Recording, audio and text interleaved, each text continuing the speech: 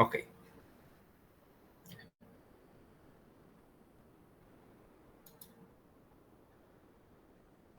Y esta no la había entrado ya.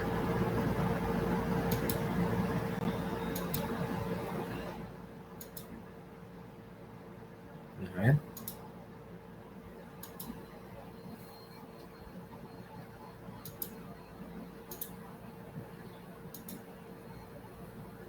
No.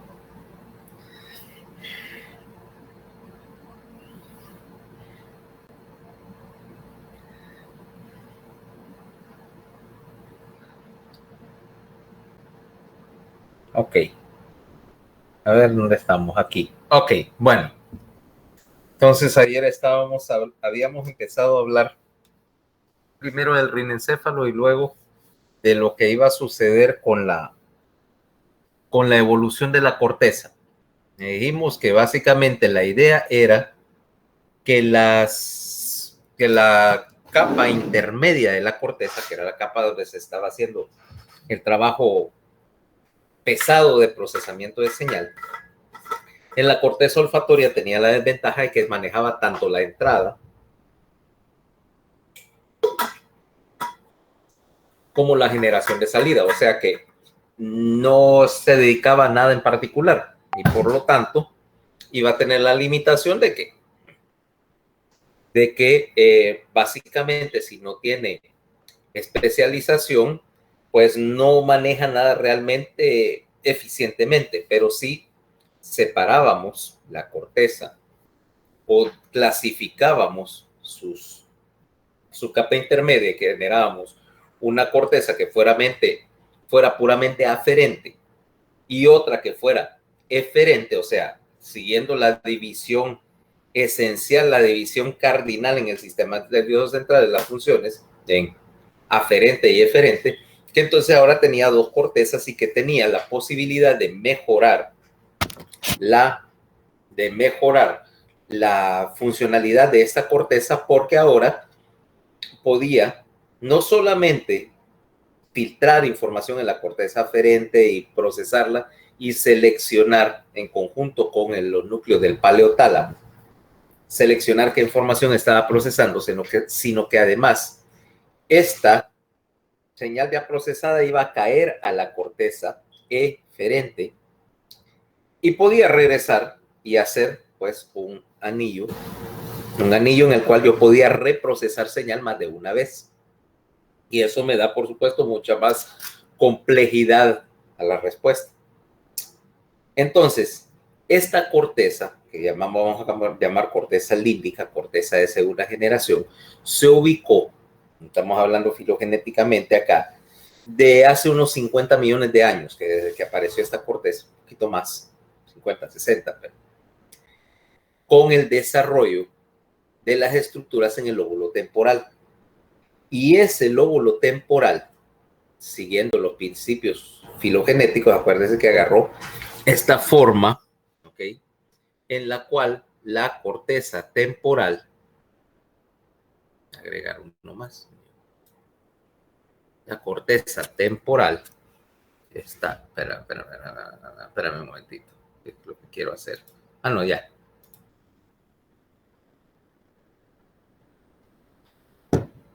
El lóbulo temporal, en un principio, tenemos esto, ¿ah? El encéfalo como una sola bola de tejido, el tallo está aquí abajo, ¿ah? Pero el lóbulo temporal empezó a crecer hacia los lados. Y posteriormente, siguiendo, decíamos, la regla de la curvatura, y agarró esta forma. O sea, todas estas estructuras que van a tener esta forma representan el componente viejo del lóbulo temporal. Si yo veo acá, lóbulo temporal,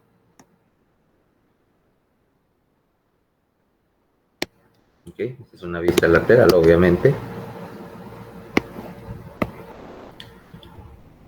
y superimpongo sobre ella la forma de los ventrículos en celeste. ¿Ves esto? El cuerno temporal, ¿ves la dirección que sigue? Los ganglios basales, que eran parte de la pared del ventrículo, también rojo.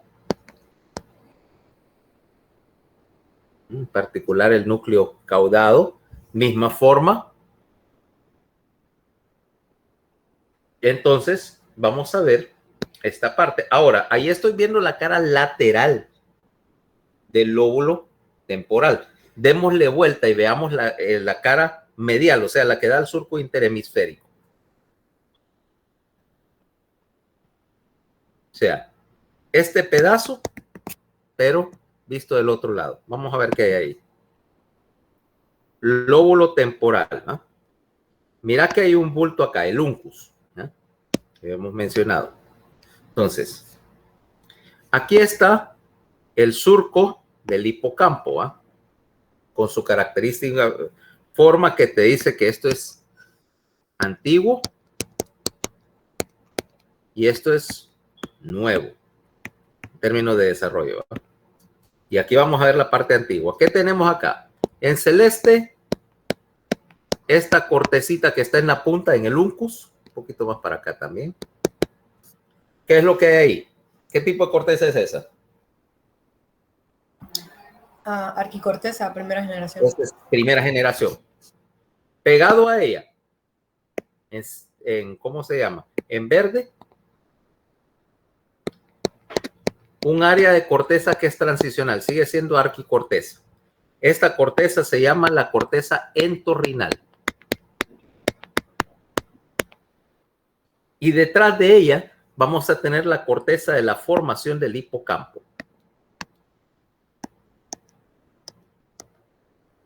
Hipocampo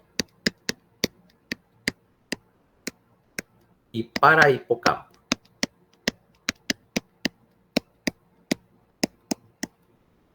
Esta corteza del hipocampo y del parahipocampo es corteza de segunda generación. ¿Ok? Y acá vamos a definir la corteza del hipocampo acá, donde tenemos tres capas, pero la capa intermedia es piramidal, quiere decir que esta es eferente. Mientras que el parahipocampo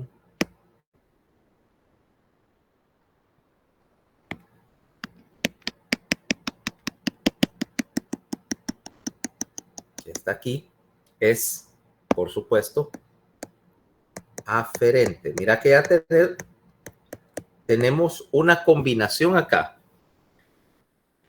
Si esta era, y este es el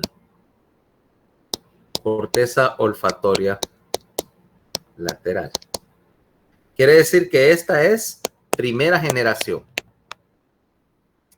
Contigua a la corteza de segunda generación. No se necesita mucho análisis para saber que esas están conectadas, ¿no?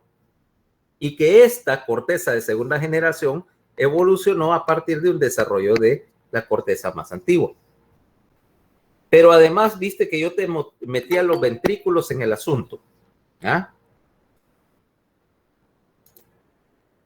Yo te metía los ventrículos en el asunto. Vamos a ponerlo acá.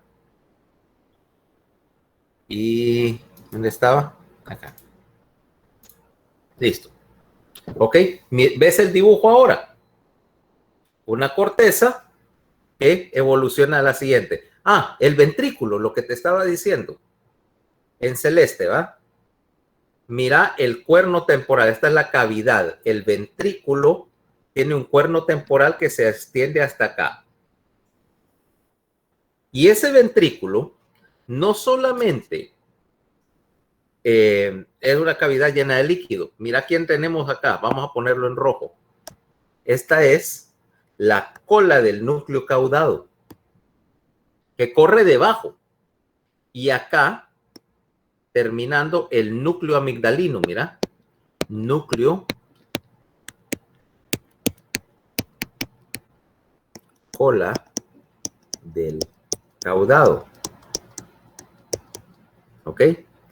De hecho, esa cola del caudado y ese núcleo amigdalino, mira, hacen un bulto y vería si yo cortara acá dentro del ventrículo, veo que hace hace una indentación en el ventrículo. como que te explicara, la mejor manera de explicarte esta idea es que ese lóbulo temporal implica que es hueco en el centro. ¿Qué cosas podría considerar que es cilíndrico o así con esa forma de hueco? Ya sé. Una papaya. Si agarras una papaya y la partís, obviamente es una cosa así larga, y que tiene una cavidad, que no tiene energía y no podía haber podido entrar. Cuarto de siempre.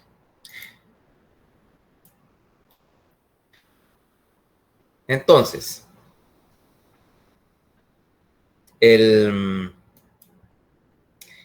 la idea es que si yo corto la papaya, hay una cavidad central, ¿verdad? Que en este caso sería el cuerno temporal. Debajo de esa, o sea, en el interior, debajo de esa superficie de la cavidad, entonces vamos a tener el núcleo amigdalino y el núcleo caudado. Quiere decir que aquí tengo conexiones entre esta corteza y los ganglios basales y el núcleo amigdalino, que es morfológicamente parte de los ganglios basales del núcleo caudado, pero funcionalmente está entrando en este circuito. O sea que ya tengo el primer componente de ese anillo. Ahora, veamos esa corteza de la formación del hipocampo, porque aquí hay cierta estructura y cierta morfología bien específica. Pongamos como primer punto el hecho de que tenés ese surco del hipocampo, ese surco dentado ahí, todo irregular, que es tan útil para determinar dónde estamos. El hecho de que tenés una separación entre corteza vieja y corteza nueva, y que tenés dos regiones, es porque ahí hubo un proceso de plegamiento, de flexión en el caso del desarrollo del hipocampo. Vamos a ver qué es lo que pasó ahí. Ok. Regresemos al dibujo anterior. Y mira dónde estamos. ¿Ok? Hasta ahorita lo que hemos visto es este pedazo. El núcleo amigdalino, el hipocampo, hasta aquí. El parahipocampo, que ahí está escondido detrás, en verde. Vamos a ponerlo en verde. El parahipocampo que está acá, mira. Parahipocampo. Y este es el hipocampo. ¿Ok? Fíjate bien que tenés otras conexiones ahí. Fíjate que vamos a sacar a bailar el núcleo anterior del tálamo, el hipotálamo, los núcleos mamilares que ya conocemos y otra serie de cosas. Pero ahorita quedémonos en este pedazo de acá, donde están las estructuras que estamos tratando. Como te dije, ahí hubo un proceso de flex. Aquí lo ves un poquito mejor, mira. Ese es el circuito, parte del circuito, después vamos a hablar de él. Pero ¿dónde puse Aquí está. La formación del hipocampo. Este es un corte coronal. Quiere decir que acá, esta ilustración y esta que está acá, es como si yo meto un corte, poco por aquí, mira, un corte por acá, y estoy viendo la superficie del corte. Entonces lo que vería es esto. ¿Qué está ahí? Ok. Este que está aquí en rojo es el surco del hipocampo, el surco ese que tanto saco a bailar. Mira que de aquí para arriba está el hipotálamo, etcétera. Aquí está, ¿cómo se llama? El lóbulo temporal nuevo. ¿Qué ves acá? Vamos a analizar. Primero tenés un pedazo del área entorrinal acá, mira. Esa corteza que te dije que era corteza primitiva y conectándose. Aquí tengo, metiéndose así como una lengüetita, Después vamos a hacer una versión más simplificada de esto. Aquí tengo el parahipocampo. Y aquí tengo en rojo el hipocampo como tal. Mira la forma. ¿Ves cómo está doblado? Porque lo que pasó ahí, aquí se ve un poquito más claro. Lo que pasó ahí, mira, este es del otro lado, obviamente, izquierdo y derecho. Mira cómo se dobló sobre sí mismo, porque empezó acá y luego fue creciendo en esta dirección. Y al ir creciendo se fue enrollando. Mira, se dobla sobre sí mismo para que agarre esta forma. Mira cómo se hizo un colochito. Cómo se hizo un colochito y entonces ese enrollamiento que hizo me forma mi amigo el surco del hipocampo. Ahora, ves acá que tenemos tres cosas. Voy a limpiar un poquito esta imagen. Aquí tengo tres regiones. El hipocampo propiamente dicho, que lo vamos a poner en azul.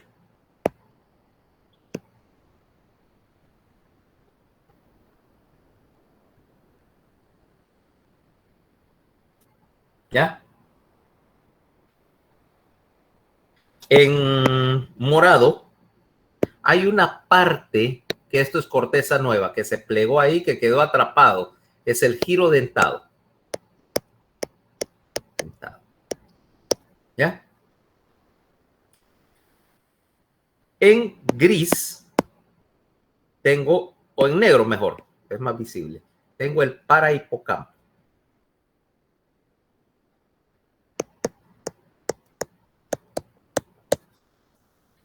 Y en celeste, en azul celeste, tengo esta zona de transición, es el área de transición entre el hipocampo y el parahipocampo. Eso se llama el subículo.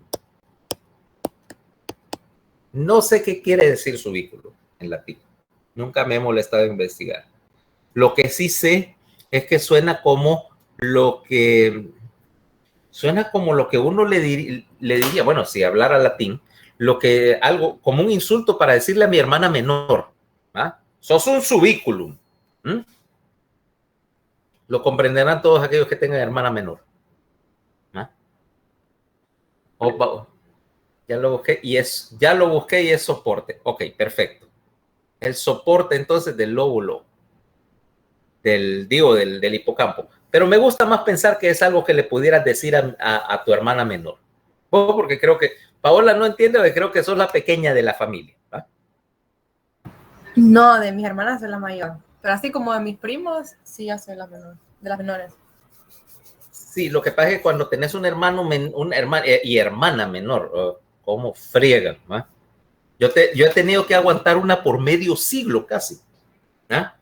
Y molesta igual que el día en que la trajeron a la casa, ¿va? Desde que mi papá y mi mamá iban caminando por ahí, por el bosque, levantaron una piedra y ahí creo que estaba. ¿Ah? Y era como friega. Entonces, el subículum, ya volviendo, dejando a mi hermana de lado, ¿ah? Después iré a molestarla. Suerte, vivía a 2 cuadras. No me cuesta mucho ir a molestar la vida. Mi hermano puede confirmar eso. No, seguro que sí. Seguro que sí. La mía hace de todo, pero generalmente me aprovecho de ella porque tiene un problema de dependencia de sustancias. Tiene una adicción espantosa al chocolate, entonces es fácil de sobornar. Ok, pero volviendo al subículum. Entonces el subículum es el área de transición entre una corteza eferente como la del hipocampo y la corteza aferente del parahipocampo, ¿ok? Con celularidades diferentes, y esa área transicional me marca el punto donde las dos cortezas se diferenciaron, ¿ok? Ahora, y me representa ahí hay bastantes conexiones atravesando el subículum entre estas dos áreas de corteza. Ahora, si vos viste el hipocampo, regresemos a la ilustración, ves que en este hipocampo hay unas áreas que es en CA1, CA2, CA3, CA4. Ah, espérate, no hemos terminado. Cubriendo el hipocampo hay una capita de fibras que aquí voy a poner en dorado. Esta capita que está acá, mira, es una capa delgada. Es lo que llamamos el alveus. Acá. Alveus. Que es una capita de fibras que forra al hipocampo. Y saliendo del alveus y saliendo de las eferencias del hipocampo, voy a tener, me lo voy a poner en este color arcoíris, todo gay, la fimbria.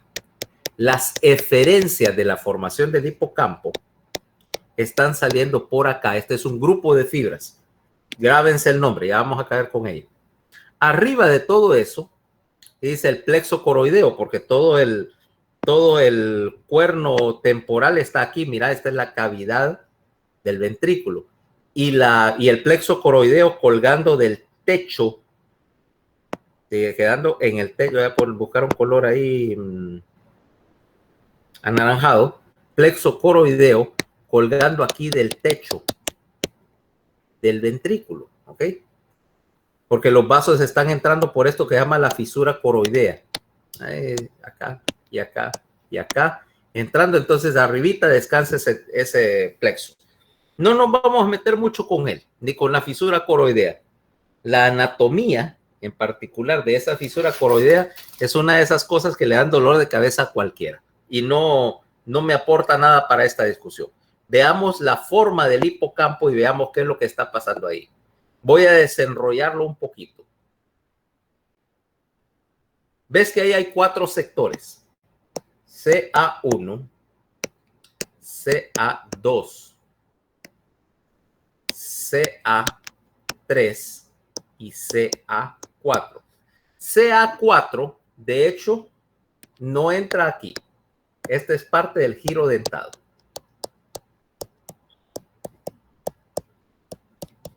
Ahora me vas a preguntar, ¿qué quiere decir? ¿Por qué CA, CA, CA?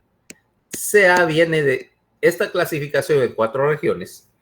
Se basa en la histología de la formación del hipocampo. Ahí, cada una de estas 4 regiones tiene características específicas en cuanto a celularidad. ¿Ok? Y el CA viene de un término antiguo para el hipocampo, que le decían el cuerno de Amón.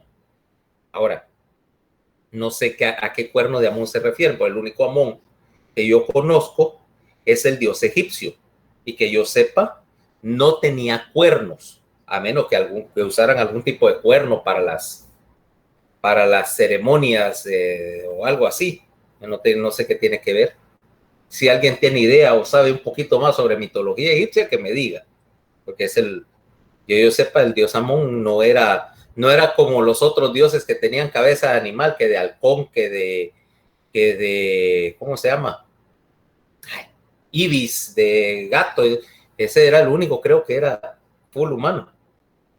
Pero bueno, ahí queda de duda. Pues el caso es que se llaman C1 a C4 por el concepto de eso del cuerno de Amón, sea lo que sea eso.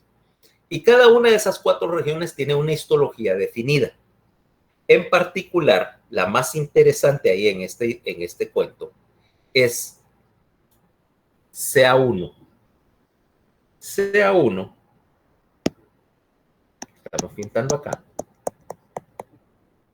tiene varias particularidades. Esta es lo que llamamos la base del hipocampo. Y aquí tenemos 2 cosas que me interesan. Primero, en CA1 hay un grupo de neuronas precursoras. ¿Te acordás lo que decíamos de que las neuronas olfatorias se recambiaban? ¿Sí? Ahora, vos dirías, bueno, es lógico, es un receptor, está sujeto a un montón de estrés mecánico. Si tenés algo saliendo en la mucosa de la nariz, pues se tiene que recambiar, etc. Pero no es la única neurona que se ha demostrado recambio. Las neuronas del hipocampo se recambian aproximadamente cada 22 días. Tienen un ciclo vital. Y en la base de CA1, pegado al subículum, aquí Yo tengo una población de precursores, de literalmente neuronas que están proliferando ahí, se están dividiendo y que al ir madurando migran de CA1 a CA2, a CA3, etcétera. O sea que aquí las neuronas empiezan su ciclo vital en esta base y van emigrando de CA1 hasta el final del hipocampo para morirse acá y ser reemplazadas por otras. Este sector de las precursoras tiene un nombre, se llama el sector de Sommer. Okay. Ahora, ese sector de Sommer es crucial para el funcionamiento del hipocampo.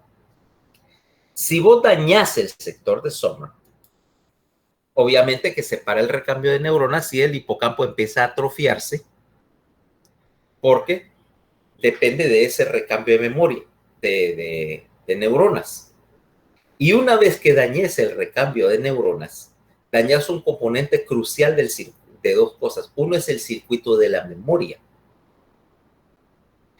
O sea que básicamente vas a tener que ese circuito de la memoria, particularmente para la grabación de la memoria, depende de que el hipocampo esté funcional. Si mataste las neuronas que están recambiando, obviamente que vas a tener un trastorno del aprendizaje, un trastorno de la fijación de la memoria. No tan dramático como como una lesión de mamilares, pero sí vas a empezar a perder la capacidad para grabar recuerdos y para mantener importante en el hipocampo esa memoria a corto plazo, porque acordate que dijimos que yo tengo una memoria a corto plazo más o menos para un minuto de buffer, ¿va? Que puede para recordarme de la última cosa que hice. Pero si lesiono el hipocampo también se daña el buffer, o sea que no tengo la capacidad de formar grabación de recuerdos ni consciente ni extraconscientemente. Eso va a ser un problema y grande. Ahora, problema número 2. Ese sector de Sommer tiene un riego sanguíneo que es súper marginal. Está en la confluencia entre dos territorios vasculares y es sumamente, y con unas células que son bien activas metabólicamente, o sea que es súper sensible a la deprivación de oxígeno.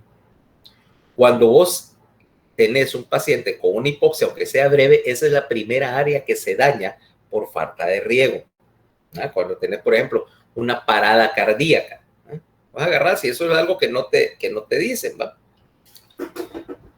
Viene, por ejemplo, y estás caminando por la calle, asumo que ya sacaste el curso de la Cruz Roja de reanimación cardiopulmonar básica, y de repente viene una persona ahí, ¡pum!, cae. Entonces vos te pones a hacerle, te agachás ahí y te pones a hacerle masaje cardíaco. ¿Qué estás tratando de hacer cuando le das masaje cardíaco? ¿Cuál es la razón?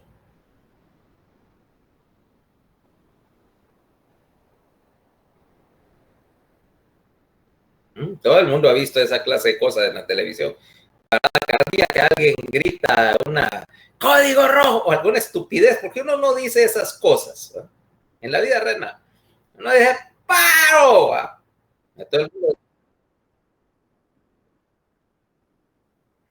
Por el cerebro, de lo que es, cuando vos estás haciendo reanimación cardiopulmonar en tiempo y efectivamente vos estás salvando cerebro más que corazón. Corazón aguanta unos 5 minutos sin riego. Pero si te quedas sin riego cerebral por 5 minutos a temperatura corporal, estás frita. ¿Okay? Esencialmente estás frita. Entonces yo estoy tratando de salvar cerebro, pero incluso después de, suponete, empezás a hacer RCP adecuada y no sé qué, y alguien llama al 911 y por un milagro porque estás cerca ahí, vienen los del 911 y traen los medicamentos, traen el desfibrilador y vos sabes usarlo. Corrientazo, etcétera. El paciente sale de la parada después de unos 3-4 minutos de RCP, pero claro, el riesgo era bien marginal. El paciente no sale entero. O sea, ese cuento de que lo choqueaste y que el paciente sale despierto, en el pastel sale con algún grado de afectación del sector de Sommer. ¿Y cómo se va a manifestar? Se va a manifestar como un trastorno de la fijación de la memoria y un trastorno de la orientación. Porque la otra cosa que está pasando en el hipocampo, aparte de todo el control emocional, es que ahí tenés un grupo de neuronas, que de hecho una red neuronal, cuyo base es que 4 neuronas se pueden conectar para hacer un tetraedro y hacer como una malla de tetraedros que empieza en CA1 y se dispersa por el hipocampo. Y esas neuronas son las neuronas para la orientación espacial. Puesto así, vaya, por ejemplo, Paola, ¿sabes llegar a tu casa? Sí. Lógico. Y una vez que estás en tu casa, ¿sabes orientarte dentro de tu casa? También. Ok. ¿Eso qué implica? Memoria espacial. Que tenés un mapa de tu entorno, ¿no? Puesto así, tenés un mapa. Ok. Un mapa que puede ser, que es parte de, que puede ser parte de otro mapa más grande. Por ejemplo, yo tengo un mapa mental, un mapa de mi entorno, de esta oficina, ¿va? Los escritorios acá, el otro mueble por allá, la refri de los refrescos aquí al lado, etc. Y ese mapa es lo suficientemente eficaz para que yo no tenga que encender la luz si vengo a buscar aquí algo de noche, si me olvido el teléfono cargando ahí de noche, no necesito encender la luz, yo sé dónde están las cosas, que es parte de otro mapa más grande. Yo sé dónde está mi casa, qué cosas están en mi casa, dónde están los muebles, dónde están las paredes y dónde guardo X y Y cosas, ¿va? Igual que vos. Y que ese mapa también es reconfigurable, yo lo puedo actualizar. Suponete que viene mi esposa y se le ocurrió cambiar el orden de los muebles de la sala, que en vez de tener el sofá acá, lo puso en la otra pared y que no sé qué. Yo puedo reconfigurar el mapa para no estarme chocando contra las cosas, ¿no? Y ese mapa dentro de otro mapa, o sea, también sé cómo llegar de mi casa a la universidad, por supuesto, y regresar. Y un mapa más grande, porque si me preguntaras cómo llegar de aquí a, qué sé yo, a la ciudad de Guatemala, yo sé cómo llegar. No lo tengo tan claro porque no recorro ese camino todos los días, pero no me voy a perder de aquí a Ciudad de Guatemala.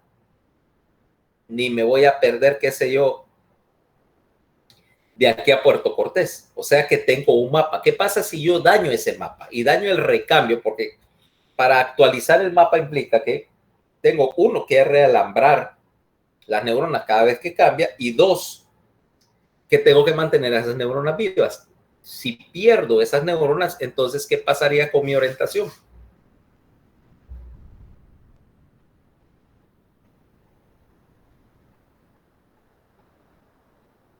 Si yo no tuviera un mapa de mi entorno, ¿qué va a pasar con mi orientación? Con mi orientación en el espacio.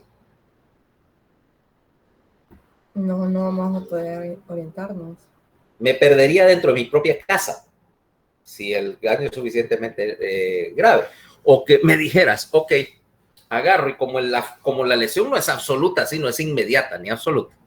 Pero entonces me dijeras, ¿cómo llegar a la casa y me pierdo, por ejemplo, yendo de aquí, caminando de aquí a la pulpería, ¿verdad? Que está como a 2 cuadras? Y me perdería. Aun cuando pudiera reconocer el entorno, pero no sé cómo llegar, o sea, cuáles son mis puntos de referencia. Entonces, ¿qué es lo que pasa cuando lesionas el sector del Sommer? Tenés una amnesia anterógrada, entre otros, o manifestaciones más llamativas, una amnesia anterógrada y un trastorno de la orientación espacial. Mira, una vez sí me sacó un susto, un infarto de esos, de una lesión de estas, porque la lesión involucraba a nada menos que mi tutor en la residencia. Mira, Yo estudié en residencia en un hospital bien interesante, porque era un hospital, era un parque jurásico. En este hospital, que es un hospital muy antiguo, fue el primer servicio de neurocirugía que se creó en América Latina. Y yo fregaba a los profesores diciendo que ellos estaban ahí desde la fundación, ¿va? Desde los años 30, y casi, porque el profesor emeritus de ahí, el Consiglieri, ¿va? Bueno, ya murió cuando estaba en la residencia, pero en esa época tenía 90 años y había entrado a trabajar ahí en el año 1941. Viejito, era un ancianito. Y los demás, los profesores en activo, todos tenían 70 y algo. Entonces, porque ahí no era un hospital docente en el sentido más puro de la palabra, y lo que tenían eran los profesores viejos y los residentes. Entonces teníamos residentes de 25 a 30 años y profesores de 70. Entonces, imagínate, bueno, pues mi tutor, el más viejo, era uno de los más viejos de ellos, tenía 70. Viene el viejo una vez y yo estaba de vacaciones. Mientras yo estaba de vacaciones, otro de los médicos había ingresado a un paciente y literalmente le había valido maceta, ¿va? El paciente estaba descompensado con un tumor de cerebelo. Llego yo ese día de las vacaciones y me llama la jefa de enfermeras y me dice, anda, ve qué pasa con el viejo, con tu maestro, que ahí está tirando cosas contra las paredes en el vestidor. Llego yo y encuentro literalmente al viejito incandescente, ¿va? Que estos hicieron esto con este paciente, que va a morir, que no sé qué. Ajá, y que no, que lo voy a operar, yo solo. Le digo, viejo, eso es para 2 personas, lo sabes bien. No, que no sé. Mira, yo no tengo nada, ya le contesto, no tengo nada que ver en esto. Yo vine anoche de Estados Unidos. No tengo vela en ese entierro. Si quieres, operemos. Si quieres, operémoslo. Si no, ve qué haces. Bueno, me dice, tienes razón. No me temo operar. Está operando un tumor de cerebelo y el viejo empieza en medio de la cirugía. Que me voy a sentar un momentito que me duele el pecho. Este viejo. Yo pensando, bueno, le dio un ataque de acidez estomacal por estar dando gritos, ¿va? Y lo veo medio pálido. Le digo, ¿estás bien? Sí, estás bien. Como al minuto se levanta, terminamos la cirugía. Bueno, me voy yo a hacer otras cosas y el viejito se va para la casa. Y se quiere ir caminando, por suerte alguien le dio jalón. Fui a la casa y entonces seguía con el dolor de pecho. Y dice, ¿saber qué será? Se toma un par de acetaminofén y se duerme. Se despierta con más dolor. Dice, no, esto es acidez. Prepara, como estaba viejito y es antiguo, agarra un poco de bicarbonato en agua como antiácido, se lo toma y se vuelve a dormir. Se despierta una segunda vez, frío, pálido, para el hospital, ¿va? Con un infarto. Viejo se había ganado un infarto por estar dando gritos en el quirófano, ¿va? Me llaman a mí como a las 8 de la noche. Mira que la esposa, que el viejo va para el hospital. Le digo, ¿para qué va a ir al hospital? Si por el paciente que operamos, de eso yo me encargo. Yo vivía como a 6 cuadras del hospital. Yo me encargo. ¿Y qué tiene que andar ese viejo? No, me dice, va como paciente. ¿Qué? Voy yo. Y lo encuentro queriéndose arrancar los electrodos. Yo no tengo ningún infarto, que no sé qué, que eso es mentira, que ustedes no saben nada. Digo, ya llego yo, que era el único que más o menos a quien le hacía caso.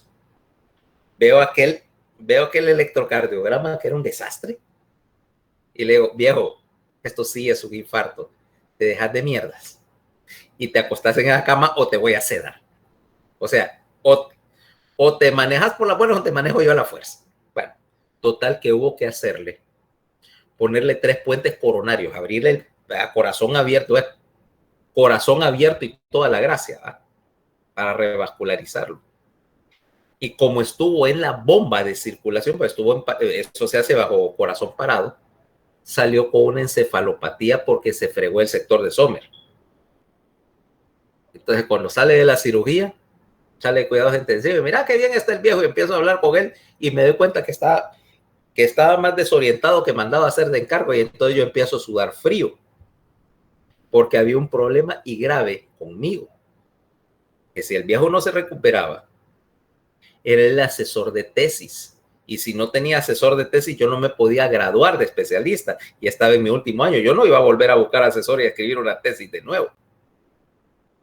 Mira, por suerte en 20 días se recupera, cuando se recupera, y el viejo salió más o menos normal, más o menos, porque no es, él nunca fue completo, pero bueno, para que veas que tan rápido, y estuvo en bomba, y lo que estuvo en parada circulatoria mientras conectaba un bomba y todo, pues estaba ahí, fue unos 2 minutos, y aún así suficiente para que con el riego marginal que ahí se friega. Ahora, si yo lesiono a largo plazo el sector de Sommer, ¿nunca has oído hablar de alguna enfermedad donde tengas desorientación y pérdida de la memoria? ¿No te suena eso familiar? Alzheimer. El Alzheimer es una enfermedad del hipocampo, primeramente. Las primeras neuronas que se friegan son las neuronas del hipocampo. Por eso es que vas a ver esas manifestaciones iniciales. ¿Cuál es el clásico cuento? Ay, mijito, ¿cómo es que se llama? Como dice, ¿qué pasó? Ay, mijito, ¿cómo se llama ese alemán que me esconde las llaves? Así como le digo a mi mamá, tu novio el alemán, ¿va? Tu novio el alemán, que todo se te olvida. Entonces, la enfermedad de Alzheimer eventualmente te afecta todas las neuronas, o sea, es global, pero al principio la primera lesión que vas a ver en el Alzheimer es una lesión del hipocampo, ves atrofia del hipocampo, ves que las neuronas empiezan a dañarse en el sector de sombra, que ves todo lo que llaman los tangles neurofibrilares, las placas de amiloide, todas esas cosas empiezan ahí, y es el clásico cuento. Yo estoy funcionando al principio de una enfermedad de Alzheimer, yo estoy funcionando razonablemente bien, pero empieza así, que se me olvidó sacar la billetera cuando iba a casa, que se me olvidó que tenía algún compromiso para hoy, o que agarro el carro y cognitivamente todavía estoy lo suficientemente bien para saber usar el vehículo, pero de repente salgo de aquí, salgo de la casa, voy a hacer algo y de repente voy por la mitad del bulevar y digo, ¿y a dónde diablos iba? ¿A dónde diablos iba? ¿Qué era lo que iba a hacer? O ando en el carro y de repente dicen, bueno, el abuelito se perdió, fíjate, salió a hacer un mandado en el carro y el abuelito se perdió y de repente te llama la policía que lo pararon en algún retén por allá por Potrerillos. Dice, ¿qué anda haciendo este viejo allá en Potrerillos? Porque ya no sabe cuál es el camino a casa. Ahora me entendés qué es lo que está pasando ahí. Tenés más de una función esa corteza antigua. Aparte del sistema de la memoria y el procesamiento de las emociones, tenés un sistema de orientación, tu GPS propio, ¿va? Personal, donde tenés un mapa y la posibilidad de reorientarte según el mapa y de por supuesto, redibujar el mapa cuando las referencias cambian. Y que entonces, ese es un sistema, y pues me da a decir que cómo es que un sistema tan antiguo, tan filogenéticamente antiguo, tiene una función tan sofisticada, pero ponete a pensar que orientarte en el espacio es algo necesario para cualquier especie que se desplaza a alguna distancia y que migra. Si nuestro sistema de orientación no es tan maravilloso, para ese efecto, mira, por ejemplo, esos pájaros que migran al sur en el invierno, son 7,000 kilómetros desde el Canadá hasta Brasil, que es donde inviernan, y orientándose sin mapas, pues solo por la referencia del sol y del viento y de las pocas referencias topográficas que puede encontrar. Y siempre llegan al mismo lugar para pasar el invierno, siempre llegan al mismo nido. O sea que es un sistema antiguo porque la orientación no es un requerimiento moderno. Ahora, vamos de vuelta acá y veamos qué más información hay con respecto a esto.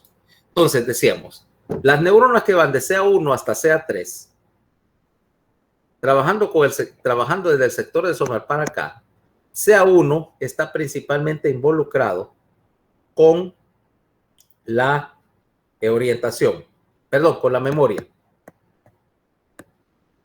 CA2, CA3, la conducta emocional y la orientación. Ahora, las eferencias de este hipocampo que salen de aquí de CA3, dirá, empiezan a salir por acá. Son fibras eferentes y son las que me van a formar la fimbria. Aquí voy a tener la fimbria, que es la colección de fibras que está saliendo del hipocampo y en parte del parahipocampo. Entonces aquí tengo que del hipocampo yo voy a tener la salida acá de las fibras de la fimbria. Y estas fibras de la fimbria van a coalescerse, o sea, se van a juntar para formar lo que llamamos el pilar del fornix.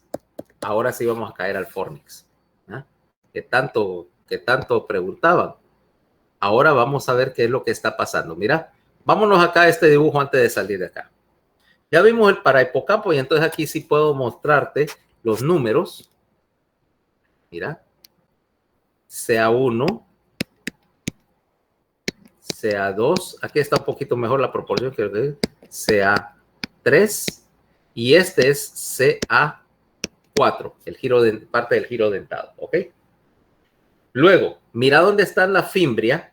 Estas son las fibras que van saliendo, mira, de la fimbria, saliendo de CA3 y se juntan para formarte esto, el pilar del fornix. Ahora sí voy a caer al fornix.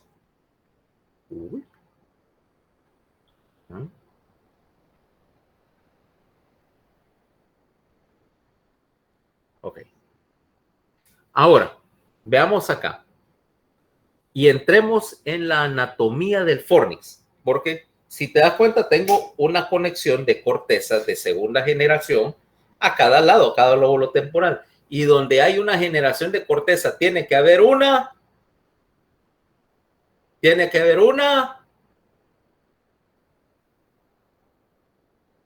comisura, ¿ok? Porque yo tengo que conectar la señal de las dos formaciones del hipocampo. Así como tenía la comisura anterior conectándome las cortezas de primera generación, ahora tengo que hacerlo con las cortezas de segunda generación. Y veamos qué es lo que tengo acá. Empecemos por ver. Tengo las fibras que están saliendo acá de la fimbria. Van a coalescer para formarme el pilar del fornix. Para ponértelo acá, vamos a ponerlo que aquí está, por supuesto, el hipocampo. El pilar del fornix. Y ese pilar del fornix va a venir por acá. ¡Uy!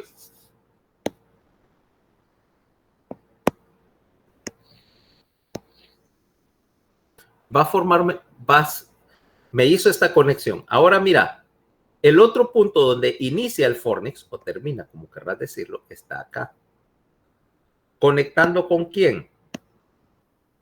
Con el núcleo mamilar. Esto ya lo habíamos visto, ¿va? Luego, los dos pilares del fornix, porque obviamente del otro lado, en el hemisferio contrario, por acá también está saliendo la otra fimbria, ¿va? Para formar otro pilar. Y los dos pilares, mira, los dos pilares del fornix acá se van a unir y aquí tengo, voy a resaltarlo con rojo. Aquí tengo una comisura, mira, la comisura del fornix, obviamente. ¿Cabal? Y una vez que se juntaron las dos fibras, ahora tengo las fibras que ya están comisuradas, vaya, decusadas, formándome el cuerpo del fornix. Mira, entonces tengo algo así, esquemáticamente. Uno, núcleo mamilar, hipocampo. Forma el pilar. Ahora tengo núcleo mamilar, hipocampo del otro lado, formándome otro pilar. Mira, ahora tengo una comisura. ¿Ya?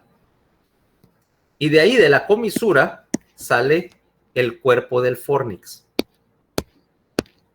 O sea que ya de por sí ya tengo el primer concepto. El fornix número 1 es una comisura. Toda señal que entre por un hipocampo de un lado va a moverse por la comisura y puede caer al hipocampo del otro lado. Acordate de todas las fibras en el fornix son bidireccionales, o sea que hay idas y retornos. Luego, una vez que el cuerpo llega, aquí está, vamos a ubicar la posición del tercer ventrículo, porque me interesa acá. Aquí está el tercer ventrículo, mira, entre los dos. Y aquí está el agujero de Monro. ¿Cómo se llama? La comunicación entre los ventrículos laterales y el tercero está por acá. Mira que el cuerpo, una vez que se divide, me forma esto, mira, la columna del fornix. La columna de las columnas. O sea que es como un caballito. ¿Eh? Ahora tiene 2 pilares y 2 columnas. ¿Ah? Entonces, mira, así, ¿ve? Yo siempre he dicho que parece un caballito.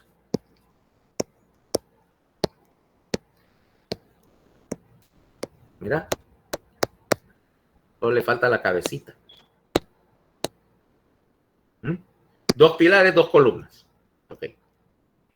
Y la columna del fornix forma parte de la pared del agujero de Monro. ¿Ok?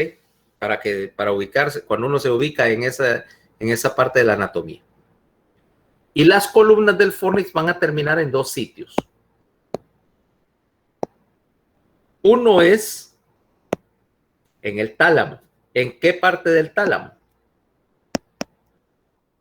¿Qué núcleo talámico? Núcleo anterior.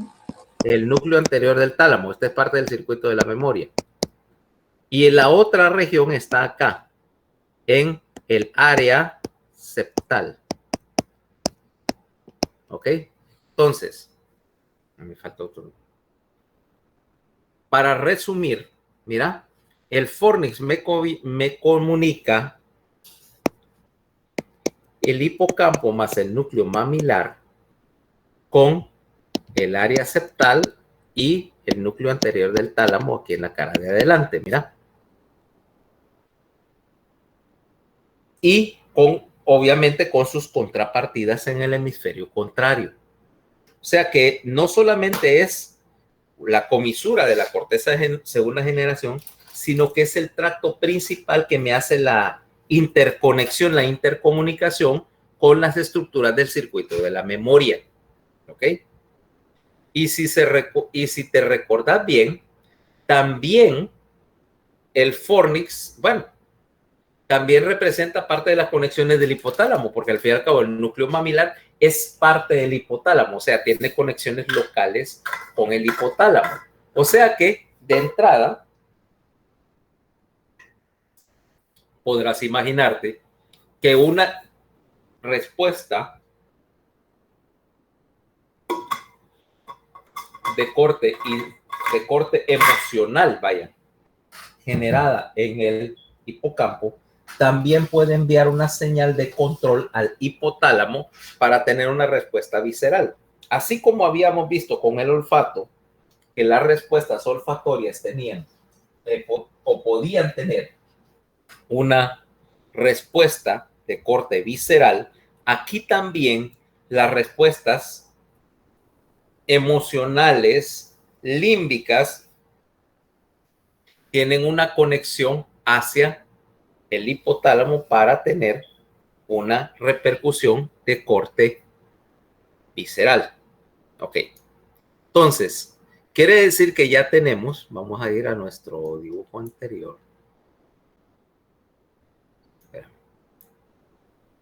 ¿Dónde estaba el dibujo del lóbulo límbico? Aquí.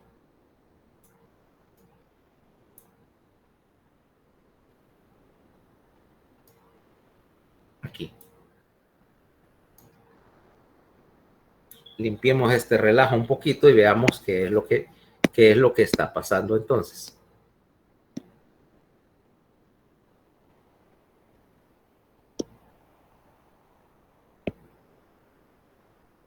Ok, ahora, quiere decir que aquí el Fornix me conectó el hipocampo con el grupo anterior del tálamo, en los núcleos anteriores del tálamo.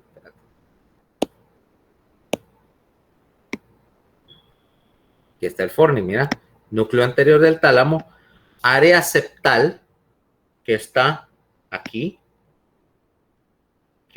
mira, núcleo mamilar del hipotálamo, donde está acá, en azul, mira, ahí tenés el Fornix y el hipocampo. 1, 2, 3, 4 y por supuesto conectando con el hemisferio contrario.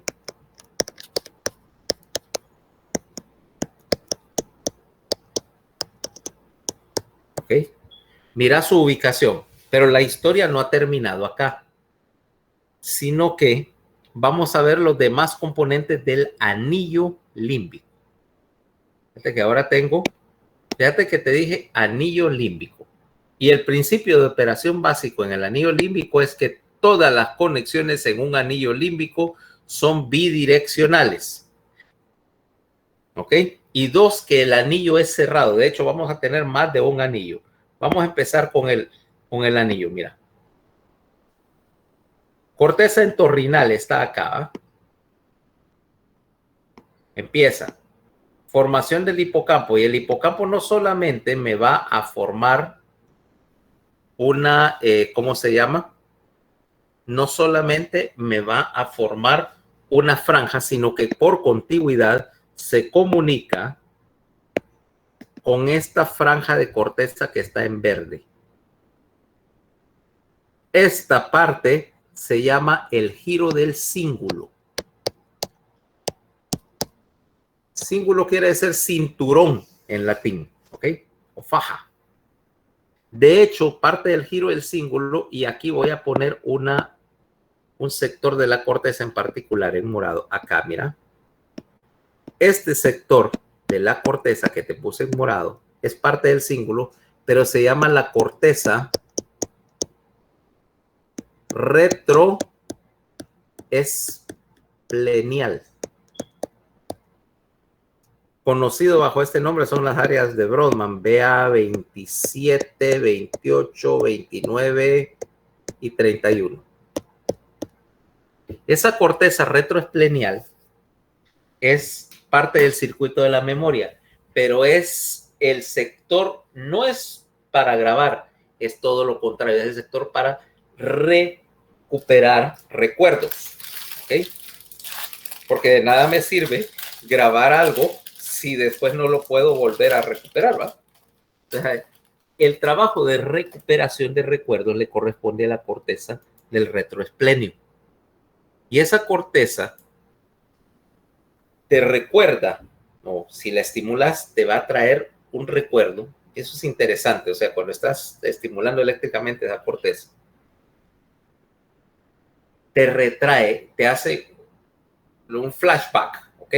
O sea, vos recordás las escenas o los eventos como un todo, o sea, no es que solo me recuerdo separadamente la imagen o del sonido, sino que cuando yo tengo uno de estos flashbacks, lo que tengo es recuerdo de todo, que los sonidos, las imágenes, las sensaciones, divisiones, todo son una sola entidad, ¿ok?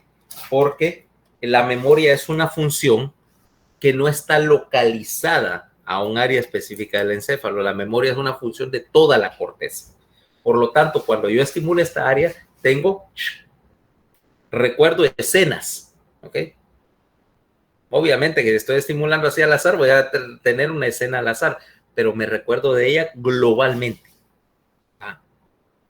Ahora, la parte importante no es tanto la corteza retroespleniana, aunque obviamente es crítica para el circuito de la memoria, sino el hecho de que fíjate cómo acá tengo un anillo que se está cerrando y el cíngulo y toda esta corteza del cíngulo por cierto, ya no es corteza de segunda generación. Ese cíngulo es corteza de tercera generación. Es corteza moderna. Corteza moderna de tercera generación. De gran nueva. ¿Y por qué me interesa que eso sea corteza nueva? Es porque aquí tenés tenés otra transición. Así como hice una transición entre corteza de segunda generación, de primera generación olfatoria y corteza límbica, también tengo un punto donde se encuentra esta corteza de tercera generación más moderna, pero que aún así, a pesar de ser moderna, está sirviendo con un propósito antiguo, porque el cíngulo lo que procesa es también emociones. Y entonces es parte de un mismo circuito para el procesamiento emocional, ¿ok? Aunque morfológicamente es una corteza que, como decíamos, ya está más evolucionada. Una corteza más evolucionada. Resultado.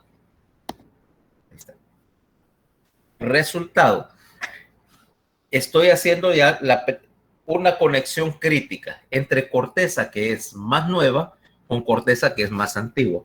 Y mira que estoy llevándolo casi a completar, más que me falta otro pedacito de corteza nueva que está acá. Y estamos acá, mira, en el área del tabique entre los dos ventrículos laterales y un poquito más arriba, aquí también. Aquí. Esta área en azul es el área septal.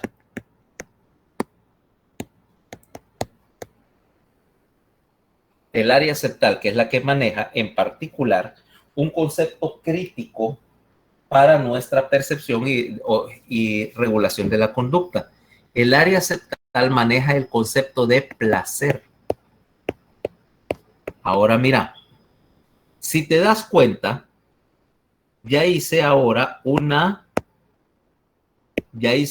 anillo cerrado del hipocampo hacia el cíngulo, hacia el área septal, de retorno al hipocampo. Es un circuito cerrado. Y veamos las consecuencias de que ese circuito sea cerrado, sea bidireccional y que además está conectado con su equivalente del otro lado por el fornix. Quiere decir que si llega una señal a cualquier punto del anillo, esa señal se va a dispersar por todo el anillo. ¿Ok? Es lo que te decía cuando hablaba, por ejemplo, de viajar por circunvalación. No importa por dónde empiece yo a darle la vuelta a la circunvalación, tengo que pasar por todos los puntos, quiera o no quiera, ¿correcto? Quiera o no quiera. Y no importa que yo recorra la avenida en este sentido o en sentido contrario, siempre tengo que pasar por todos los puntos, ¿ok? Quiere decir que no importa dónde inicie una señal, todas las estructuras van a estar involucradas. Todo el anillo límbico trabaja en conjunto. No hay manera de saltarme un pedazo de él. ¿Okay? Por lo menos no sin desconectar algo. Pero en condiciones normales, toda señal que entre por un punto no solamente va a afectar, va a dar la vuelta al anillo, sino que además va a pasar al anillo límbico del otro lado y va a dar la vuelta completa también. Y eso es crucial, porque este es el mecanismo principal para la grabación de la memoria. Habíamos hablado de los mamilares y del núcleo anterior del tálamo, pero realmente el circuito de grabación de la memoria es más interesante, porque Para darle la vuelta al carrusel, tengo que darle un empujoncito, ¿va? Tengo que iniciar con una señal en algún lado, activamente. Y el inicio de la señal está en el hipocampo. Toda señal tiene que pasar por el hipocampo y cada vez que pase por el hipocampo va a enviar una señal excitadora que haga que dé otra vuelta. Y como está conectado en anillo con todas las áreas de la corteza, esencialmente por el círculo tiene conexión con toda la neocorteza, básicamente va, y con el hemisferio contrario, básicamente lo que estás haciendo ahí es que estás estimulando la grabación en toda la corteza. Por eso es que puedes recordar una escena completa, porque está literalmente al mismo tiempo que grabaste el componente visual, grabaste el componente auditivo y sensorial y todo lo demás. Estás haciendo que la corteza grabe como un todo. Y como está conectado bilateralmente y tiene rutas alternas, ese es un mecanismo de seguridad. Porque te imaginas que si tuvieras una lesión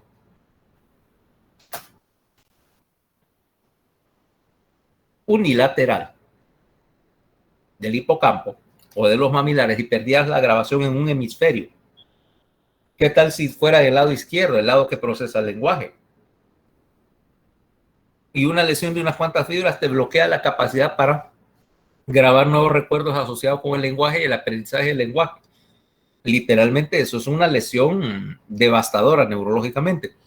Tienes todo este montón de conexiones y de rutas alternas porque aquí no hay un mecanismo de seguridad, hay un mecanismo dentro de otro.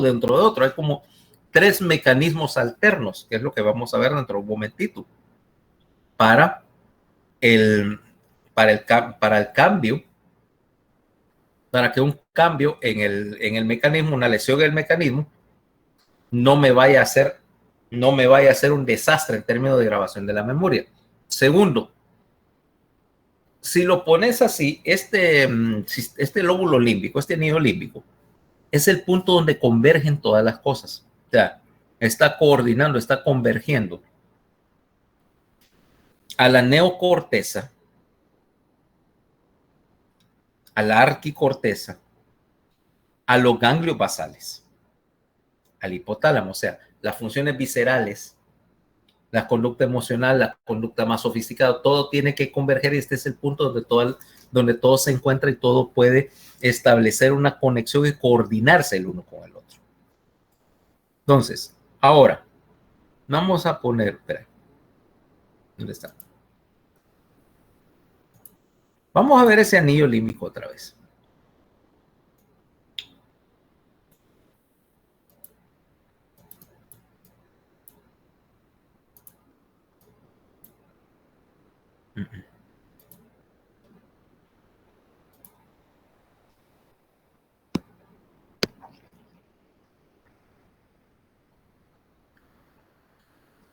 ¿Cuántos anillos hay ahí?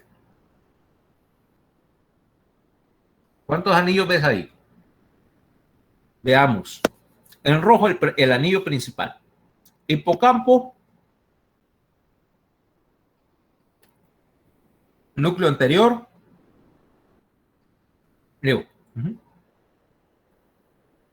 núcleo anterior del tálamo, núcleo mamilar. Pongamos el otro mejor, es más fácil acá. Espera.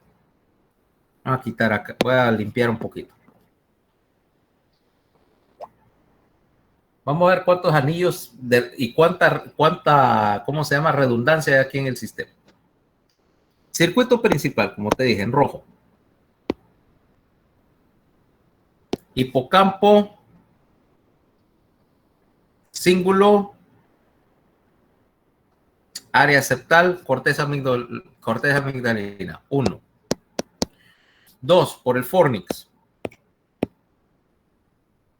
Hipocampo, y para hipocampo, núcleo mamilar, fornix, núcleo anterior del tálamo. ¿Ok? 2, ¿va? 2, núcleo anterior del tálamo, área septal, cerrado.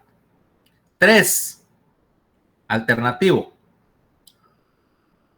hipocampo, núcleo mamilar,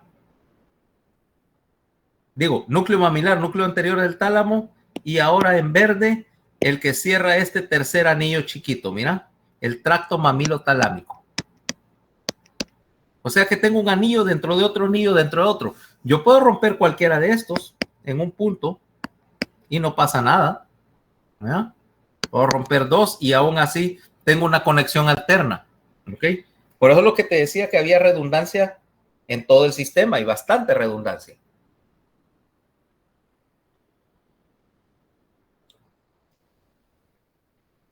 Pero vámonos a las conexiones que hay acá del anillo con otras estructuras. Conexiones del lóbulo límbico, de la corteza que maneja estas componentes intuitivos, con las respuestas viscerales. ¿Cuántas tengo? Tengo conexión con el no, para abajo, perdón, no fue intencional. Conexión del anillo límbico con el hipotálamo para las respuestas viscerales. Primero, de la corteza olfatoria, que es parte del anillo, a través del haz medial del prosencéfalo, ¿correcto? La corteza del uncus y la corteza entorrinal con el hipotálamo, ¿conectado por qué vía?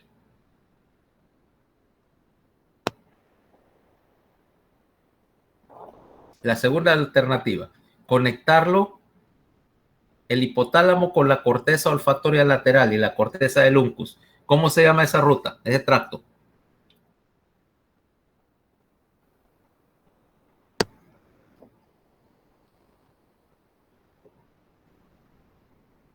Hello. ¿Alguien ahí?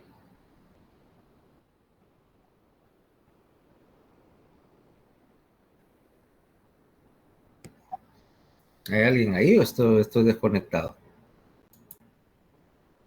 No, ahí están. Ajá.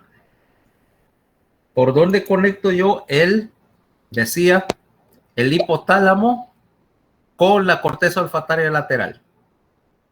Que es parte de estas interconexiones.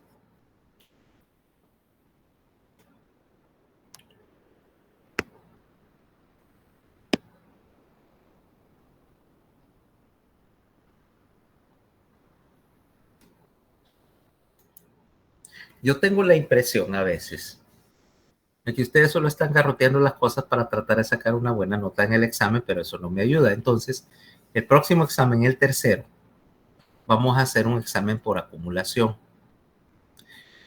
El examen del tercer parcial también incluye material del segundo parcial, ¿ok? Sépanlo desde ahorita. O sea que le puede salir una pregunta, por ejemplo, del hipotálamo en el examen del tercer parcial. Y como es material visto, pues se entiende que es legal ilícito, ya que cada vez que hago una pregunta de material que cubrimos la semana pasada, aparentemente no hay ningún tipo de respuesta. Es más, ni siquiera dicen no sé. Entonces me parece como que yo estoy hablando al vacío. Entonces, dado para combatir eso, el examen del tercer parcial contendrá también material del segundo parcial de repaso, ¿ok? Ténganlo en consideración. El haz medial del prosencéfalo. No, la estría terminal. El haz medial del prosencéfalo te conecta, sí, ese ya lo habíamos hablado, pero también ahí tenés una vía alterna, que es la estría terminal conectándome la corteza del uncus y la corteza entorrinal y parte de la formación del hipocampo con el hipotálamo lateral. Acuérdate, tenés dos vías. ¿Ok? Entonces, ahí tengo la conexión. La conexión con la corteza olfatoria pues es obvia, es por contigüidad ahí del área entorrinal hacia el hipocampo. Pero además, la corteza olfatoria que está en el lóbulo frontal, la del giro recto, está conectada con el área septal. Están al lado. Si aquí está el giro recto, aquí es una T al revés. el piso de el travesaño de la T está aquí en el giro recto, pero aquí en la línea media tenés el área septal, están una conectada con la otra, son contiguas. O sea que también tenés una conexión entre el área septal y la corteza olfatoria. 2 conexiones. 3. Ahora, conexiones con el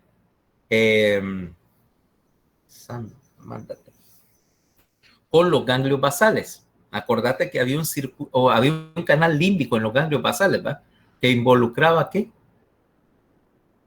¿Para qué servía el canal límbico en los ganglios basales?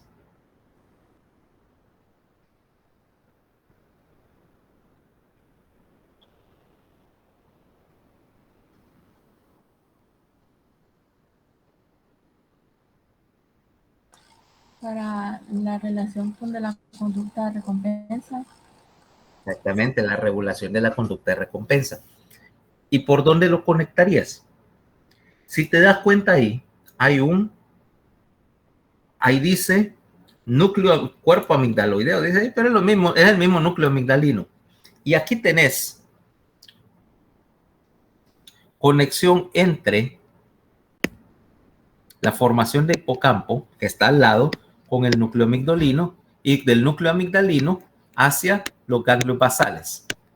Segundo lugar, en particular con un sector de los ganglios basales que dijimos que era el accumbens.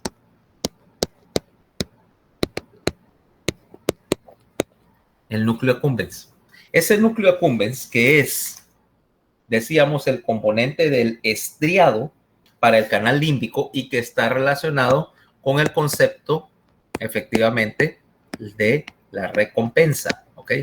El hecho de que un estímulo emocional apropiado me va a generar la sensación de recompensa y que básicamente tu conducta límbica está orientada a mantener una respuesta de recompensa positiva, ¿ok?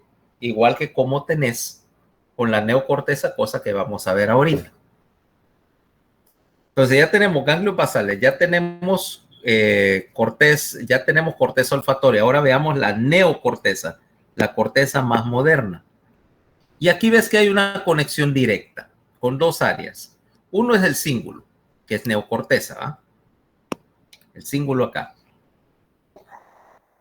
Neocorteza y el área septal, que también es neocorteza, o sea, tiene las características histológicas de tal, 6 capas y demás cosas. Pero más importante, esto es parte del anillo límbico, pero está conectado con el resto de la corteza y con el otro hemisferio, porque aquí también vamos a sacar a la luz la comisura de la corteza de tercera generación, porque aquí se ven las 3 comisuras. Y esta es la tercera comisura, el cuerpo calloso, que vamos a tratar, que le vamos a dedicar su capítulo separado. Cuerpo calloso, que me conecta la corteza moderna de ambos hemisferios, incluyendo el cíngulo de un lado con el del otro, para bilateralizar las conexiones hacia la corteza más nueva. Ok. Y en particular, hay una conexión con un área de la corteza que aquí voy a poner en negro. Este sector de la corteza del lóbulo frontal es lo que llamamos el área de Brodmann BA32.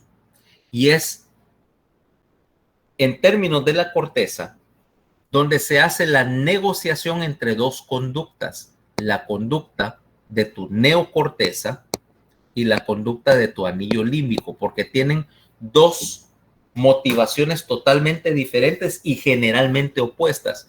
Y BA32 es un punto donde vos vas a básicamente juntar 2 influencias y negociar cuál va a tener efecto sobre tu conducta en un momento determinado, ¿ok?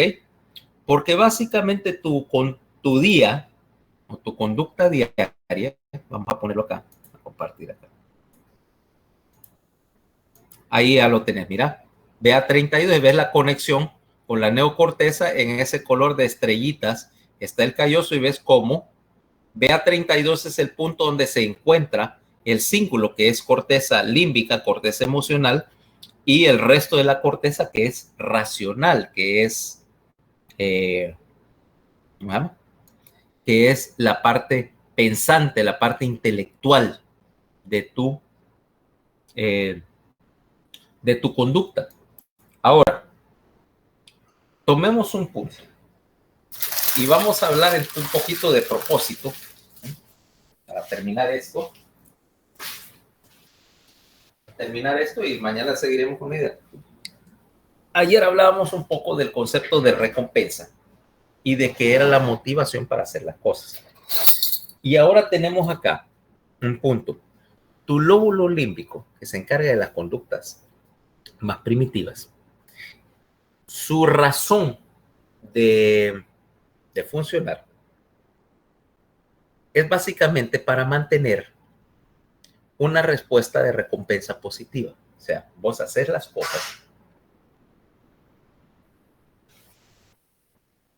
porque te dan una recompensa positiva.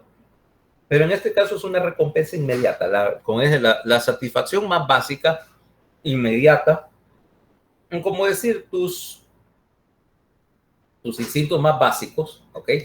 Dije, mientras más básicos, mejores. Tus bajos instintos, dice, mientras más bajos, más divertidos, ¿ok? Y que son cosas que te van a llevar a una recompensa inmediata, ¿ok? Cosas simples. Cosas simples. Los placeres simples pero agradables de la vida.